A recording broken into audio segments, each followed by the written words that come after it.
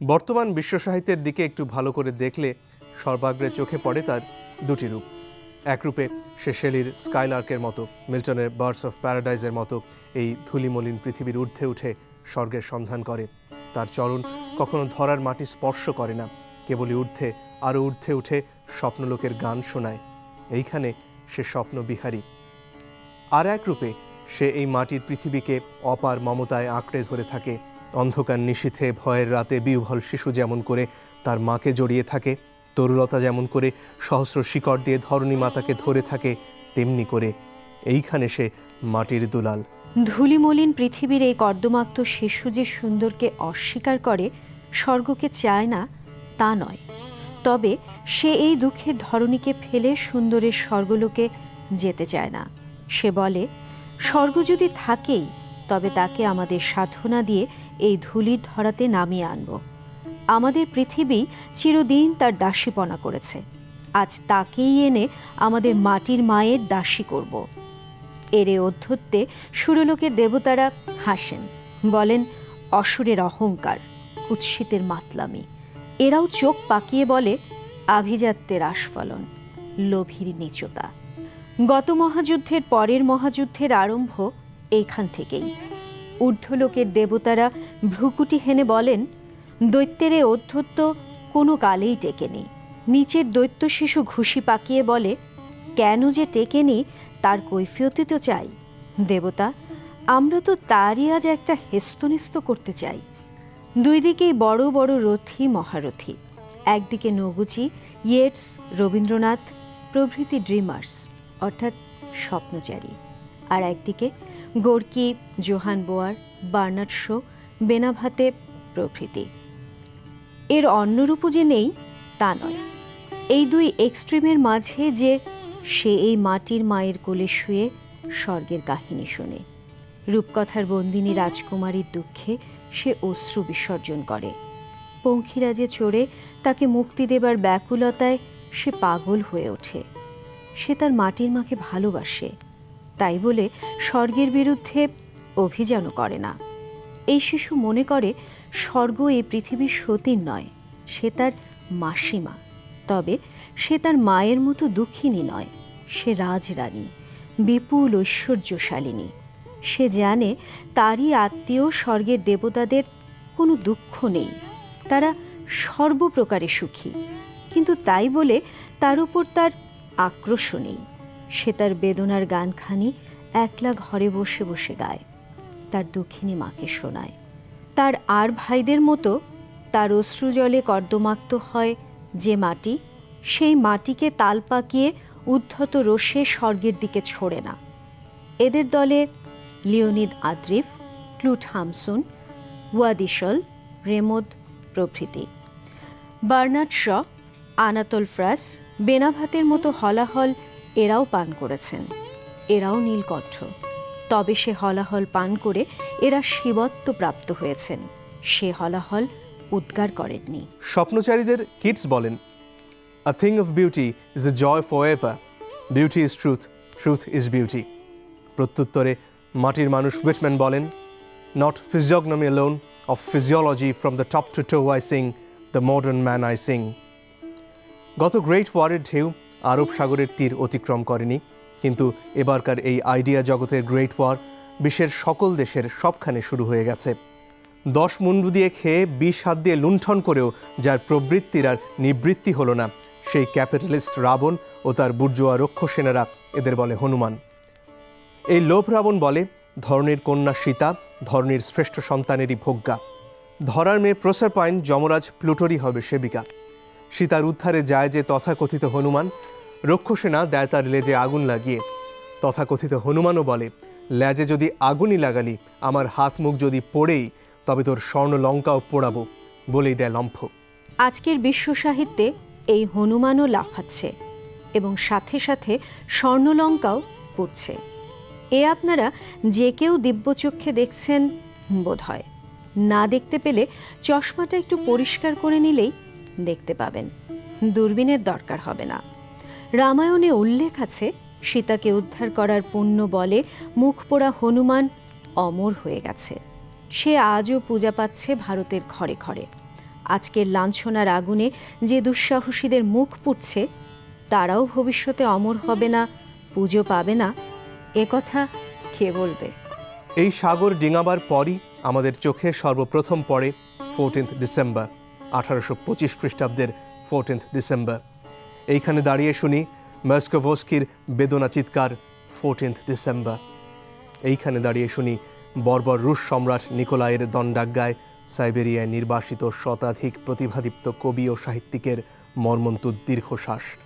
এইখানে দাঁড়িয়ে দেখি জগতের অন্যতম শ্রেষ্ঠ কবি পুশকিনের ফাঁসির রজ্জুতে লটকানো মৃত্যুপাণ্ডুর মূর্তি।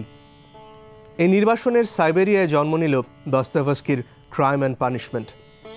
রাস্কলনিকভ যেন দস্তয়েভস্কিরই দুঃখের উন্মাদ মূর্তি, সোনিয়া যেন ধর্ষিতা রাশিয়ারই প্রতিমূর্তি। যেদিন রাস্কলনিকভ এই বহু পরিচর্যারতা সোনিয়ার পায়ের তলায় পড়ে বলল, I bow down not to the but to suffering humanity in you, সেদিন সমস্ত ধরনী বিস্ময়ে ব্যথায় শিউরে উঠল। নিখিল মানবের মনে উৎপীড়িতের বেদনা পুঞ্জীভূত হয়ে ফেনে উঠল। টলস্টয়ের গড এবং রিলিজিয়ন কোথায় ভেসে গেল এই বেদনার মহাপ্লাবনে? সে মহাপ্লাবনে নোয়ার তরুণীর মতো ভাসতে লাগলো সৃষ্টি প্লাবন শেষ নতুন দিনের প্রতীক্ষায়। তারপর এলো এই মহাপ্লাবনের ওপর তুফানের মতো, ভয়াবহ সাইক্লোনের মতো বেগে ম্যাক্সিম গোর্কি। চেখভের নাট্যমঞ্চ ভেঙে পড়ল। সে বিস্ময়ে বেরিয়ে এসে এই ঝড়ের বন্ধুকে অভিবাদন করলে। বেদনার ঋষি দস্তয়েভস্কি বললে, তোমার সৃষ্টির জন্যই আমার এ তপস্যা, চালাও পরশু হানো ত্রিশূল। বৃদ্ধ ঋষি টলস্টয় কেঁপে উঠলেন, ক্রোধে উন্মত্ত হয়ে বলে উঠলেন, that man has only one god and that is Satan. কিন্তু এই তথাকথিত শয়তান অমর হয়ে গেল। ঋষির অভিশাপ তাকে স্পর্শ করতে পারলে না। গোর্কি বললেন, দুঃখ বেদনার জয়গান গেয়েই আমরা নিরস্ত হব না, আমরা এর প্রতিশোধ নেব। রক্তে নাইয়ে অসুচি পৃথিবীকে সূচি করব। লক্ষ কণ্ঠে গুরুজির জয়। আরাবে বাসুকির ফনা দোল খেয়ে উঠল। নির্জিতের বিক্ষুব্ধ অভিযানের পীড়নে পায়ের তলার পৃথিবী চাকার নিচের ফণিনীর মতো মোচড় খেয়ে উঠল। দূর সিন্ধু তীরে বসে ঋষি কার্ল মার্কস যে মারণ মন্ত্র উচ্চারণ করেছিলেন তা এতদিনে তক্ষকের বেশে এসে প্রাসাদে লুক্কায়িত শত্রুকে দংশন করলে। যার গেল, যারের রাজ্য গেল, ধনতান্ত্রিকের প্রাসাদ হাতুড়ি শাবলের ঘায়ে চূর্ণ বিচূর্ণ হয়ে গেল। ধ্বংসক্লান্ত পরশুরামের মতো গোর্কি আজ ক্লান্ত শ্রান্ত, হয়তোবা নবরামের আবির্ভাবে বিতাড়িত, কিন্তু তার প্রভাব আজ রুশিয়ার আকাশে বাতাসে। কার্ল মার্কসের ইকোনমিক্সের অঙ্ক এই জাদুকরের হাতে পড়ে আজ বিশ্বের অঙ্কলক্ষ্মী হয়ে উঠেছে। পাথরের স্তূপ সুন্দর তাজমহলে পরিণত হয়েছে। ভোরের পাণ্ডুর জ্যোৎস্নালোকের মতো এর করুণ মাধুরী বিশ্বকে পরিব্যাপ্ত করে ফেলেছে। গোর্কির পরে যেসব কবি লেখক এসেছেন তাদের নিয়ে বিশ্বের গৌরব করবার কিছু আছে কিনা তা আজও বলা দুষ্কর। রাশিয়ার পরেই আসে স্ক্যান্ডিনেভিয়া। আইডিয়ার জগতে বিপ্লবের অগ্রদূত বলে দাবি রাশিয়া যেমন করে তেমনি নরওয়েও করে। ফ্রান্স জার্মানিও এ অধিকারের সবটুকুই পেতে দাবি করে। আজকে নরওয়ের ক্লুট হামসুন, জোহান বোয়ার, শুধু নরওয়ের কথাই বা কেন বলি, আজকের বিশ্বের জীবিত ছোট বড় সব রিয়েলিস্টিক লেখকই বুঝি ইবসেনের মানসপুত্র। হামসুন বোয়ারের প্রত্যেকেই অর্ধেক ড্রিমার অর্ধেক ঔপন্যাসিক। বোয়ারের গ্রেট হাঙ্গারের সোয়ান যেন ভারতেরই উপনিষদের আনন্দ। তার দ্য প্রিজনার হু স্যাং এর নায়ক যেন পাপে পুণ্যে অবিশ্বাসী নির্বিকার উপনিষদের সচ্চিদানন্দ। হামসুনের গ্রোথ অব দ্য সয়েলের প্যানের ছত্রে ছত্রে যেন বেদের ঋষিদের মতো স্তবের আকুতি। যে করুণ সুন্দর দুঃখের, যে পীড়িত মানবাত্মার বেদনায়দের লেখায় সিন্ধু তীরের উইলো তরুর মতো দীর্ঘশ্বাস ফেলেছে, তার তুলনা কোনো কালের কোনো সাহিত্যে নেই। এই দুঃসহ বেদনা আমরা লাঘব করি লোগাল্লফের রূপকথা পড়ে। মাতৃহারা শিশু যেমন করে তার দিদিমার কোলে শুয়ে রূপকথার আড়ালে নিজের দুঃখকে লুকাতে চায়, তেমনি রাশিয়া দিয়েছে রেভলিউশনের মর্মান্তিক বেদনার অসহ্য জ্বালা। স্ক্যান্ডিনেভিয়া দিয়েছে মর্মন্তুদ বেদনার অসহায় দীর্ঘশ্বাস। রাশিয়া দিয়েছে হাতে রক্ত তরবারি, নরওয়ে দিয়েছে দু চোখে চোখ ভরা জল। রাশিয়া বলে এ বেদনাকে পুরুষ শক্তিতে অতিক্রম করব, ভুজ বলে ভাঙব এ দুঃখের অন্ধকারা। নরওয়ে বলে, প্রার্থনা করো, ঊর্ধ্বে আঁখি তোলো, সেথায় সুন্দর দেবতা চিরজাগ্রত, তিনি কখনো তারে অপমান সহ্য করবেন না। এই প্রার্থনার সব স্নিগ্ধ প্রশান্তিটুকু উবে যায় হঠাৎ কোন অবিশ্বাসের নির্মম অট্টহাস্যে। সে যেন কেবলই বিদ্রূপ করে। চোখের জলকে তারা মুখের বিদ্রূপ হাসিতে পরিণত করেছে, মেঘের জল শিলাবৃষ্টিতে পরিণত হয়েছে। পিছন ফিরে দেখি চারবাকের মতো, জাবালির মতো, দুর্বাসার মতো দাঁড়িয়ে ভ্রুকুটিকুটিল বার্নার্ড শ, আনাতোল ফ্রাস, জেসিতো বেনাভাতে। তাদের পেছন থেকে উকি দেয় ফ্রয়েড। শ বলেন, লাফটাফ কিছু নয়, ও হচ্ছে মা হবার ইনস্টিংক্ট মাত্র, ওর মূলে সেক্স। আনাতোল ফ্রাস বলেন, কি হে ছোকরারা, খুব তো লিখছো আজকাল, বলি ব্যালজ্যাক জোলা পড়েছ? বেনাভাতেও হাসেন, কিন্তু এ বেচারা ওদের মধ্যে একটু ভীরু। হাসি লুকাতে গিয়ে কেঁদে ফেলে লিওনার্দোর মুখ দিয়ে বলে, বন্ধু, যে জীবন মরে ভূত হয়ে গেল তাকে ভুলতে হলে ভালো করে কবরের মাটি চাপা দিতে হয়। মানুষের যতক্ষণ আশা আকাঙ্ক্ষা থাকে ততক্ষণ সে কাঁদে, কিন্তু সব আশা যখন ফুরিয়ে যায়, সে যদি প্রাণ খুলে হেসে আকাশ ফাটিয়ে না দিতে পারে, তবে তার মরাই মঙ্গল। তার মতে হয়তো আমাদের তাজমহল শাহজাহানের মমতাজকে ভালো করে কবর দিয়ে ভালো করে ভুলবারই চেষ্টা।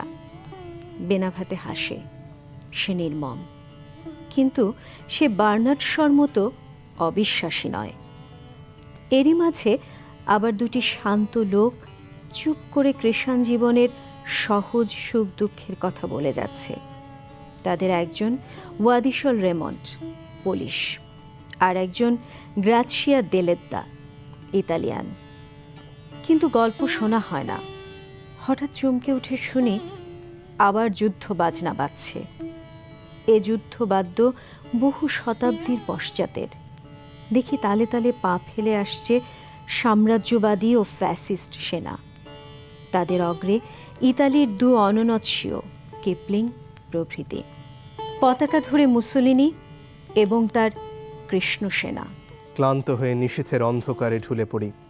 হঠাৎ শুনি দুরাগত বাঁশির ধ্বনির মতো শ্রেষ্ঠ স্বপ্নচারী নেগুজির গভীর অতলতার বাণী, the sound of the bell that leaves the bell itself. তারপরেই সে বলে, আমি গান শোনার জন্য তোমার গান শুনি না, ওগো বন্ধু, তোমার গান সমাপ্তির পর যে বিরাট স্তব্ধতা আনে, তারই অতলতায় ডুব দেওয়ার জন্য আমার এই গান শোনা। শুনতে শুনতে চোখের পাতা জড়িয়ে আসে। ধোলার পৃথিবীতে সুন্দরের স্তবগান শুনতে শুনতে ঘুমিয়ে পড়ি নতুন প্রভাতের নতুন রবির আশায়। স্বপ্নে শুনি পারস্যের বুলবুলের গান, আরবের উষ্ট্রচালকের বাঁশি, তুরস্কের নেকাব পরা মেয়ের মোমের মতো দেহ। তখনও চারপাশে কাদা ছোড়াছুড়ির হোলি খেলা চলে। আমি স্বপ্নের ঘোরেই বলে উঠি, Thou wast not born for death, immortal bird.